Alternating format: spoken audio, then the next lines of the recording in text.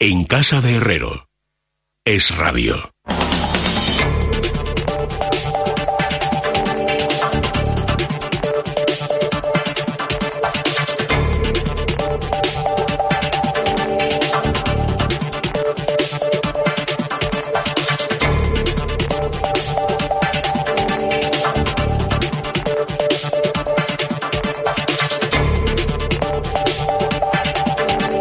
Faltan, amigos, 25 minutos para que sean las 10, las 9 en la Comunidad Canaria. Don Juan Ramón Rayo, bienvenido, muy buenas noches. Buenas noches, Luis. Bueno, don Juan Ramón Rayo viene un poquito más tranquilo porque él estaba tomando ya, tomando no, si pudiera haber tomado medidas las hubiera tomado hace muchísimo tiempo. Yo personalmente las he tomado, que eso es otra cosa que también hay que decir. Bueno, bien, pero eso... No, me refiero que está la parte de responsabilidad o irresponsabilidad social de no tomar medidas desde el gobierno para evitar los contagios, y luego está la parte de que la inmensa mayoría de la población no es consciente de dónde estamos y de dónde podemos llegar a estar, y no ha tomado ningún tipo de medida para prepararse ante el escenario que nos puede venir en un mes. Bueno, ahora vamos a entrar en materia. Él pedía decisiones más audaces, por utilizar una terminología, digamos, más neutral, y hoy ha empezado a ver que efectivamente se están tomando medidas más audaces, y por eso decía al principio que venía más tranquilo. Tarde, pero sí. Don Ricardo Lucas, bienvenido, buenas noches. Buenas noches, Luis. Hasta donde a mí me llega la memoria, usted no estaba tan alarmado como... No estaba tan alarmado, pero es verdad que se ha cumplido la secuencia que Juan Ramón vino diciendo, que estábamos una semana por detrás de las cifras de Italia. Y efectivamente, así está siendo, y efectivamente estamos teniendo que tomar las medidas que tomó Italia, pero con retraso respecto a lo que hizo Italia en su momento. Es decir, el cierre que anuncia hoy Madrid de los colegios, que anuncia también para la ciudad de Vitoria, en Italia se produce con menor cifra de afectados, menor cifra de fallecidos. Luego, una de dos, o no se han estado contabilizando bien los casos, o no se han dado toda la información con la cadencia que deberían haberlo hecho, o se ha estado, de alguna manera, no previendo con suficiente antelación las consecuencias de la llegada del coronavirus a España. Bueno, ahora yo os pido un ejercicio de realismo, ¿vale? Lo digo porque claro, yo ya soy abuelo, tengo nietos, tengo hijos con hijos a su vez, tengo amigos, y en este programa trabaja gente con hijos muy pequeños. Entonces es muy fácil decir... Y ahora, hasta el día 23 de marzo, no hay ni colegios, ni universidades, ni institutos, ni nada. Vale, bien. Ahora, ¿y ahora qué? ¿Me quiere usted decir cómo podemos organizar esto en 24 horas? ¿Qué hacemos con los niños? ¿Nos los comemos con patatas? Llamo a mi jefe, no puedo ir a trabajar. ¿Me permite usted que no vaya a trabajar durante 2 semanas porque tengo 2 hijos, 3 hijos, 4 hijos a los que no puedo dejar solos? Quiero decir, es que arbitrar estas medidas es complicado. Tendrán que venir ahora los reglamentos para explicarnos cómo diablos lo podemos hacer, ¿o no? Sí, a ver, que evidentemente esto va a dar lugar a casuísticas personales complicadísimas, es obvio, pero es que recordemos que estamos ante una medida que además no es la única que se va a tomar, muy probablemente, que es imprescindible para parar la cadena de transmisión del virus y para que este virus no se extienda por toda la sociedad. Y repetimos, ya lo dijimos la semana pasada, no es una simple gripe, tiene una tasa de letalidad muy superior a la gripe, y por tanto estamos hablando de que, primero, el 20% de los infectados necesita asistencia hospitalaria.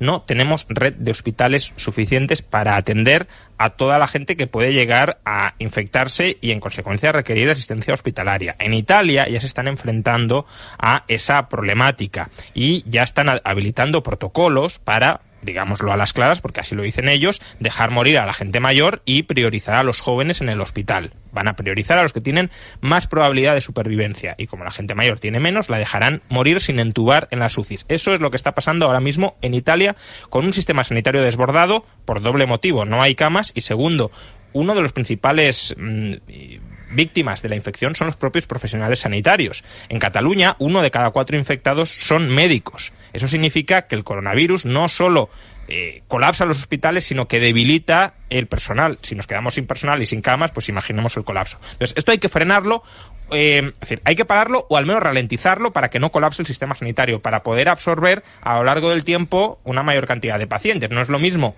100.000 pacientes hoy que 100.000 a lo largo del año, con lo cual hay que frenarlo. Y una medida para frenarlo es suspender las clases. Tenemos evidencia de que suspender las clases es eficaz. En la gripe mal llamada española del 18 y 19, sabemos que las ciudades estadounidenses que combinaron suspensión de clases y prohibición de eventos públicos o de eventos masivos consiguieron, primero, llegar al pico máximo de letalidad antes y que ese pico de letalidad fuera más bajo que el de otras ciudades que no tomaron esas medidas. Es decir, murió mucha menos gente. Y este es el camino, pero es un camino que se tendría que haber adoptado no ahora, cuando la situación se ha descontrolado, sino hace un mes. A mí no me vale que me digan que se toman las medidas cuando las cifras están sobre la mesa. Este número de contagios de hoy es el número de contagios que se produjo hace 5, 6 o 7 días, porque el periodo de incubación es de una semana mínimo. Por tanto, cuando nos estaban diciendo que estaba todo bajo control, esto ya estaba descontrolado. Que haya muchas cifras, a mí en principio no me alarma especialmente, hombre, me alarma en el sentido de que yo no confíe en las autoridades, pero si las autoridades me dicen, oye, que hay muchas cifras, pero las tenemos todas perfectamente localizadas y por tanto podemos proceder a aislarlas y a evitar que contagien a otros. O bueno, vale, a lo mejor no habéis tomado hasta ahora las medidas demasiado drásticas, pero mientras esté todo bien acotado, si podéis pararlo, pues ponéis en cuarentena a estas 1.000 personas y se acabó. Pero el problema es que hoy han reconocido que hay 2 focos descontrolados.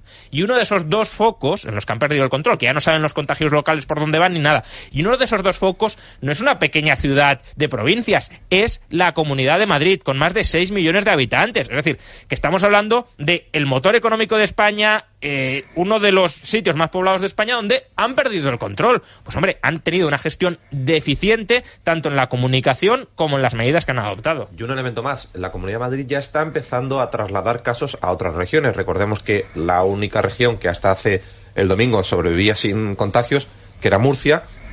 Los 2 contagios que hay son 2 personas que han viajado a Madrid. Es decir, que no solo el descontrol es de por dónde se están generando los focos, sino hacia dónde se están transmitiendo. Por responder a lo que nos preguntabas, es verdad que la alternativa que puede parecer lógica es el teletrabajo, pero también es verdad, por un lado, que no todo el mundo puede acogerse al teletrabajo y que además, mientras se está teletrabajando, no se puede atender a la vez a los niños porque una de las 2 cosas no estás haciendo bien. Es verdad que esto puede generar un mercado, en fin, de asistencia a los niños, pero ya digo, ni se ha preparado bien, ni tenemos un país con una composición por sectores que se, en fin, sea flexible y se adapte muy bien al teletrabajo. Hay sectores, como ha estado diciendo la COE estos días, en los que es imposible teletrabajar, que empiezo en la hostelería, en el comercio, en parte de la industria. El teletrabajo no es posible porque es un trabajo manual, físico.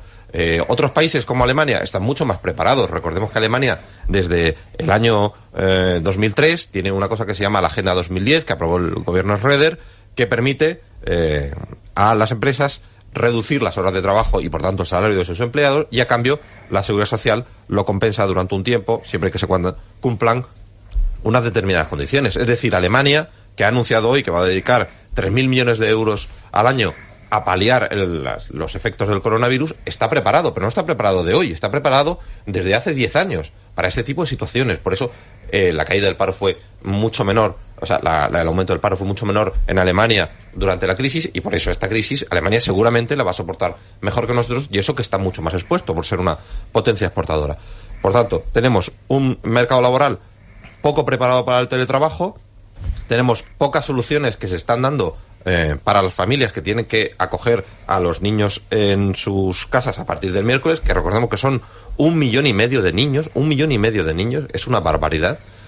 Y por otra parte, tenemos el elemento de incertidumbre y de, en fin, espero que las autoridades lo hayan calibrado suficientemente, de que muchas familias, especialmente las menos pudientes, tienen que recurrir a los abuelos para el cuidado de esos niños.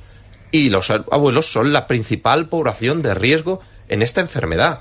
Es decir, vamos a exponer a esa población a que se dedique al cuidado, o al menos a una parte importante del cuidado de los niños que no van a ir a clase. Por tanto, creo que esta medida tendrían que haberla modulado un poco más el gobierno y desde luego haber preparado antes las condiciones para ello. Bueno, yo quiero ser prudente. Quiero decir, el gobierno dice que mañana va a detallar un catálogo concreto de las medidas complementarias que me imagino que tendrá que acompañar a estos anuncios, que eran los más urgentes, y que también el Consejo de Ministros va a tomar medidas excepcionales para que las empresas puedan, digamos, flexibilizar al máximo lo que es hacer frente a una situación que no estaba en el guión y que además plantea problemas de intendencia contingentes a una enorme cantidad de familias, no solo por los niños, también por los ancianos. Es que se cierran los centros recreativos de los ancianos. Es decir, es que hoy hay una recomendación de la Comunidad de Madrid. A las personas mayores se les recomienda no salir de su casa. Por lo tanto, pues todo esto plantea una situación muy complicada, pero que es, digamos, muy coyuntural. Y espero que sea coyuntural, además, durante no demasiado tiempo. Pero luego están los problemas estructurales de la economía. Hoy hemos visto un desplome del 8% del IBEX, la de Milán me parece que ha bajado más de un 11%, el Fondo Monetario Internacional está empezando a pedir a los bancos centrales un catálogo de medidas de apoyo, de refuerzo a todas las economías. Desde ese punto de vista, ¿cuál es vuestro análisis?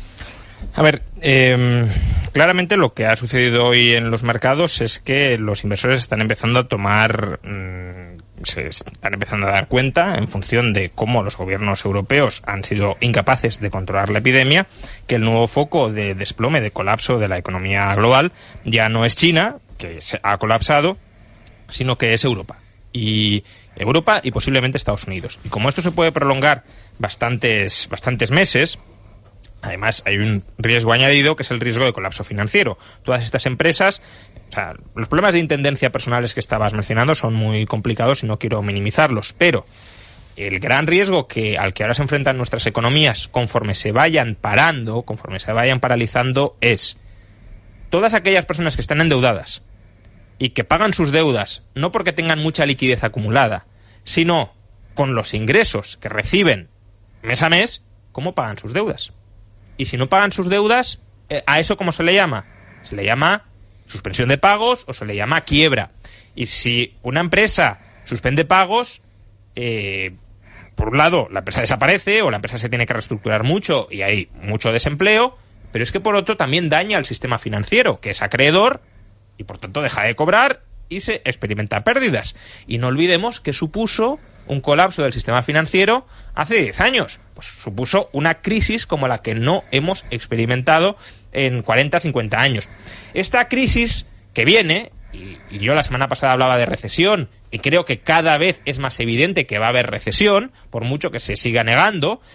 Pensemos en el efecto que va a suponer todo esto al turismo. El turismo español va a ser un absoluto fracaso en verano y, por tanto, la economía es que no va a crecer el 1,4, es que no va a crecer ni el 1. Muy probablemente termine entrando en recesión si esto se prolonga, que mucho me temo que se va a prolongar. Entonces,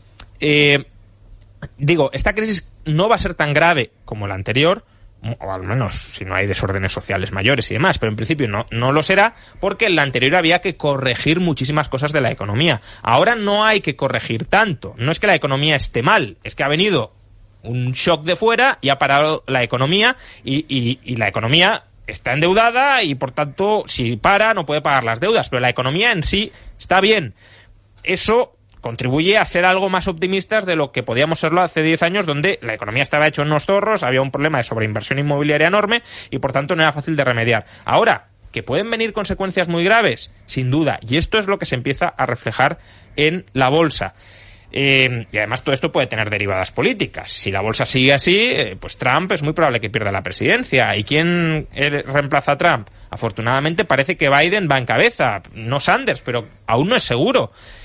Por tanto, todo esto, ya digo, abre un escenario muy incierto. La bolsa huye de la incertidumbre, como es lógico y normal. Los inversores están buscando activos libres de riesgo. El bono americano a 30 años está por debajo del 1%, es decir, la gente está dispuesta a regalarle dinero después de inflación al gobierno para tener un activo más o menos seguro, y lo que no quiere es riesgo. Cuando el riesgo desaparezca, que ya veremos cuándo es, pues la gente evidentemente volverá al mercado bursátil, pero de momento no va a volver. Y segundo, no sabemos qué mercado bursátil va a quedar cuando esto se supere y se haya purgado la economía como consecuencia de las quiebras. Hace una semana teníamos a los ministros de Finanzas del G7 y a los banqueros centrales del G7 reunidos por videoconferencia diciendo: vamos a tomar las medidas que sean necesarias en función de nuestras posibilidades. Al salir de esa reunión, media hora después, la Fed anuncia que baja tipos medio punto. Y el mercado reacciona como reacciona, se lo toma mal, se asusta porque ven que la cosa va más en serio de lo que se esperaba, pero esperan la reacción de Europa. Hoy lunes, Europa sigue sin reaccionar. Mañana hay reunión por videoconferencia. Mañana hay una reunión, pero todavía no se ha tomado ninguna medida. El Banco Central Europeo se reúne el jueves. Lo que hizo la FED fue una reunión extraordinaria. ¿Por qué nos están mirando a Europa? Porque ven que no hay capacidad de reacción política. Tenemos muchas declaraciones, muchos estamos preocupados, muchos Sánchez diciendo vamos a hacer un plan de choque que llevamos preparando 2 semanas, pero en cambio públicamente decían, y recuerdo a la ministra Calviño diciendo que esto iba a tener un impacto poco significativo en la economía española. Ya hoy ha tenido que salir la vicepresidenta Carmen Calvo, que parece ser que es la encargada de las rectificaciones, diciendo que sí, que esto está haciendo daño a la economía y que va a haber un determinado impacto en el turismo.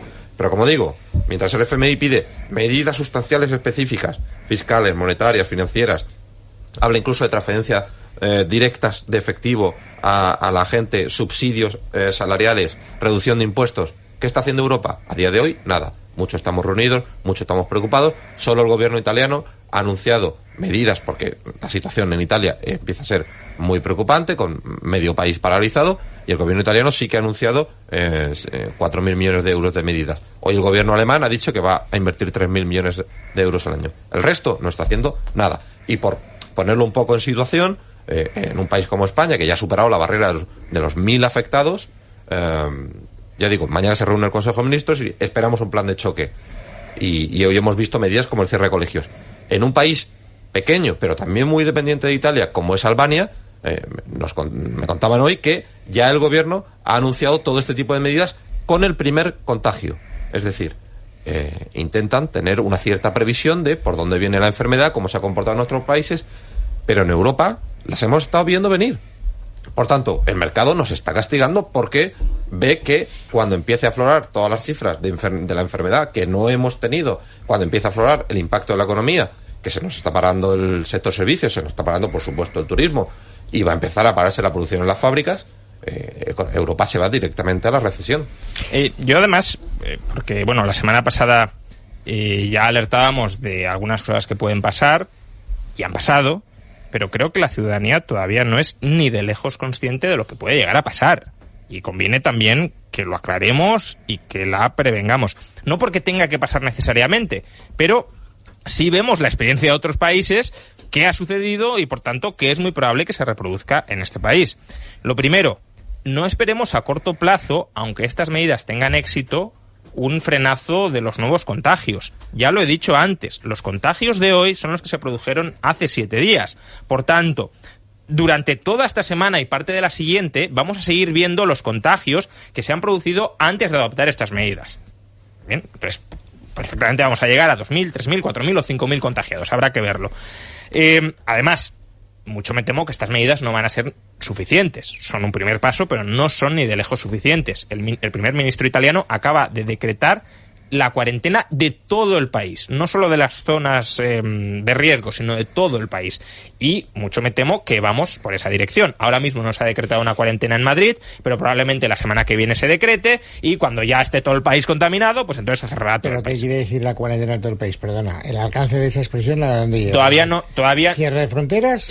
No he leído todavía la noticia, pero si es la misma cuarentena que en las otras ciudades, es que no se puede salir de la ciudad de cada uno. Dicen que además es restricción de movimientos, que la gente no vaya a trabajar o que no, cuidado, o solamente por algo de emergencias, actividades deportivas quedan suspendidas. Si no va a trabajar, se paraliza la economía. Claro, pero es que eso es lo que ha hecho China. Es que tampoco nos sorprendamos porque en China sabemos que ha funcionado, son medidas muy drásticas, muy violentas, pero son las medidas que han funcionado en China. En Wuhan...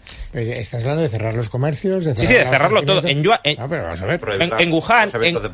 En Wuhan se prohibía que la gente saliera de casa.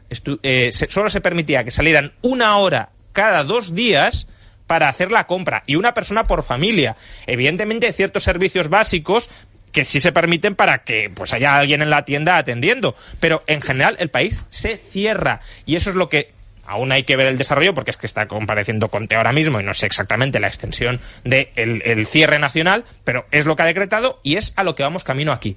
Esa es la primera consecuencia. Segunda consecuencia, cuidado con el abastecimiento de los supermercados en los próximos días. Cuando antes me decías que, le gustaría haber tomado otras medidas, yo ya he tomado mis medidas. Yo estoy abastecido para las próximas semanas. ¿Por qué? Porque preveía que esto podía pasar. No porque supiera que fuera a pasar, pero es que no me parece un riesgo simétrico exponerte a no tener alimentos en casa con adelantar el gasto si te equivocas. Es que no me parecen riesgos simétricos. Entonces, ya empieza a haber desabastecimientos en ciertos supermercados de Madrid. Y el desabastecimiento se puede deber tanto a que la gente sienta necesidad de encerrarse en casa cuando vea que el riesgo de infección saliendo a la calle es muy alto, sobre todo personas mayores, desde luego deberían encerrarse y no salir si esto se descontrola todavía más. Y segundo, si entramos en la dinámica de pensar que los supermercados van a estar vacíos, evidentemente todo el mundo va a ir a comprar y se van a vaciar los supermercados. Por tanto, es probable que esto se dé. Y si se da, que la gente tampoco se sorprenda. En Los Ángeles, donde la epidemia está mucho menos avanzada, al menos oficialmente que aquí, los supermercados ya están desabastecidos de papel higiénico y de geles desinfectantes y jabones. Todavía no de bienes básicos, pero es que aquí ya empieza a haber desabastecimientos en algunos supermercados de todos los bienes básicos. Entonces, esto es algo que puede pasar en las próximas semanas y creo que la gente se puede frustrar muchísimo porque hace 10 días se nos estaba diciendo que esto era poco menos que una exageración, una fiesta y algo banal, y ahora nos encontramos con que las escuelas están cerradas, con que probablemente en las próximas semanas se cierren ciudades o se cierren regiones y con que el abastecimiento normal en los supermercados puede no estar garantizado. Hay un elemento que yo creo que tenemos que recalcar y que ya dijimos aquí la semana pasada, y es que para hacer frente a esta crisis España tiene un hándicap importante, y es que la competencia de salud pública está cedida en las comunidades autónomas. Hoy Sánchez ha dicho que se está llevando una coordinación muy eficaz en ese sentido, que están todos de acuerdo y que están yendo al unísono, pero si seguimos la publicación de las cifras de afectados y de fallecidos, vemos que hay un cierto decalaje entre las cifras que dan algunas comunidades autónomas y las que está dando el gobierno. Y esto en cuanto a cifras, no quiero pensar en cuanto a medidas, ¿no? Esta tarde se ha sugerido, luego parece ser que finalmente se ha dicho que no, que Madrid había tomado la decisión de cerrar los colegios por su cuenta, sin consultar al Ministerio de Sanidad. Es decir, estamos ante un problema de diversas administraciones tomando medidas al unísono. Madrid, el gobierno central las consensúa con Europa, a su vez las tiene que consensuar con las comunidades autónomas, que tienen que consensuarlos con los ayuntamientos. La eficacia del sistema chino es que, y en fin, esta es una ventaja de que sea una dictadura, y van todos al unísono. Aquí estamos empezando a ver voces discordantes y decisiones que van a ser difíciles de tomar y que vamos a ver si se toman. Pienso, por ejemplo, en las elecciones vascas del 5 de abril. ¿Se van a mantener esas elecciones? ¿Quién va a garantizar que al ir a ejercer un derecho fundamental como el voto no se van a producir contagios? De hecho, recordemos que el contagio masivo en Irán empieza en las elecciones iraníes. Las autoridades promovieron una participación masiva porque la necesitaban y a partir de ahí se extendió el virus por todo el país hasta el punto de que media administración y medio gobierno está falleciendo por el virus. Entonces, claro, es que son muchísimas cosas. Bueno, pero vamos a ver. Vosotros os vais a escenarios... os vais a escenarios que todavía no se dan, que podrían darse, que está bien prever, que naturalmente este tipo de cosas es mucho mejor anticiparse, de acuerdo. Pero la situación hoy por hoy es la que es. Mañana hay Consejo de Ministros. Acabo de entrevistar a Lorenzo Amor, presidente de ATA, vicepresidente de la COE, pidiendo medidas urgentes al gobierno de carácter fiscal, de flexibilidad, de medidas laborales. Desde vuestro punto de vista, para atender la situación creada, no la situación que se podría llegar a crear, sino la que es, la que hay, la que tenemos diagnosticada en este momento, ¿qué debería hacer mañana el Consejo de Ministros? Es que, Luis, no, si han perdido el control, es que no saben en qué situación estamos. Es que, Juan Ramón, es que podríamos estar discutiendo ahora. Yo es que parte de la base de que no han perdido el control. No, lo han dicho ellos. Han dicho, hay 2 focos descontrolados. Esa es frase textual suya. Entonces, si hay 2 focos descontrolados, es 2 focos. Y uno es Madrid, porque cuando hablamos de focos es que parece que sean foquitos. No, una es toda la región de Madrid, donde han reconocido que ya no pueden trazar los contagios locales. Entonces, a partir de ahí, cualquiera está potencialmente infectado y cualquiera puede infectar a otro. Y por eso es crucial romper las cadenas de transmisión ya. una medida para romperla son los colegios, pero no la única. Pero vamos a ver, Juan Ramón, olvídate de esa vaina porque ya me lo has contado 14 veces, bueno, y no porque no, pero quiero decir, vamos a ver, el gobierno, las medidas de contención reforzada, que es como se llaman, en una fase en la que hemos entrado, ya nos han explicado ya algunas, mañana nos explicarán más, y eso va por su camino. Y luego están las medidas que piden los empresarios, específicamente para el mundo en el que se mueven, que es lo que os pregunto ahora. Los empresarios piden refinanciaciones y que sostengan la demanda, es decir, básicamente poder pagar la deuda. No sé muy bien, esta situación es bastante inédita, hay que decirlo, pero es que medidas, pues, bueno, en Italia no han tomado una mala. Ahora que estás hablando de los autónomos, por cierto, no estaría de más que, por ejemplo, todos los pagos que van a tener que hacer los autónomos a finales de abril no los hicieran, porque si tienen un problema de liquidez y el gobierno les succiona la mayor parte de esa liquidez, pues, hombre, mejor que el problema de financiación lo tenga el gobierno, que tiene más facilidad para refinanciarse, que no lo tengan los autónomos. Pero es que al final es muy probable que tengamos que ir a una especie de aplazamiento o de moratorias de deudas generalizadas para evitar quiebras masivas. Pero claro, esto tiene sentido si el problema se soluciona en el corto plazo. Si no se soluciona, moratorias permanentes es condenar a la gente a estar atrapada en la iliquidez. Todo lo que no sea que el Consejo de Ministros salga mañana con un plan potente, como he dicho hoy, plan de choque potente, para aliviar las tensiones de liquidez que puedan tener tanto profesionales como empresas, para ayudar a las empresas que puedan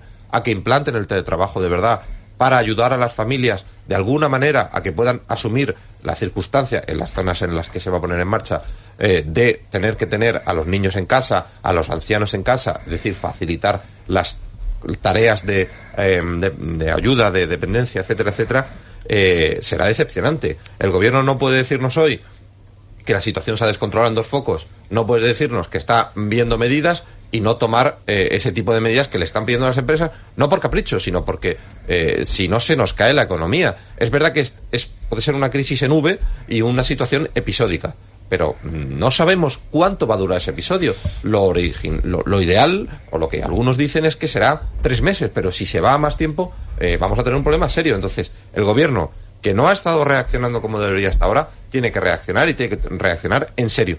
Lo cual nos llevará mañana, y esta ya será una reflexión de mañana, a preguntarnos por qué se permitieron las manifestaciones masivas de este fin de semana. Por cierto, antes lo digo, noticia de última hora del Mundo: largas colas y falta de productos en algunos supermercados de Madrid después de que Ayuso anunciara que cierra colegios, universidades y guarderías durante 15 días. Bueno, pues nada, día a día. Cal Plus para todos. Sí, porque es mejor que nos relajemos, y para combatir esa angustia y ese estrés, Cal Plus, porque contribuye a que nuestro sistema nervioso funcione correctamente. Podemos consultar a nuestro farmacéutico dietista y lo podemos comprar en parafarmaciamundonatural.es. Mundo Natural.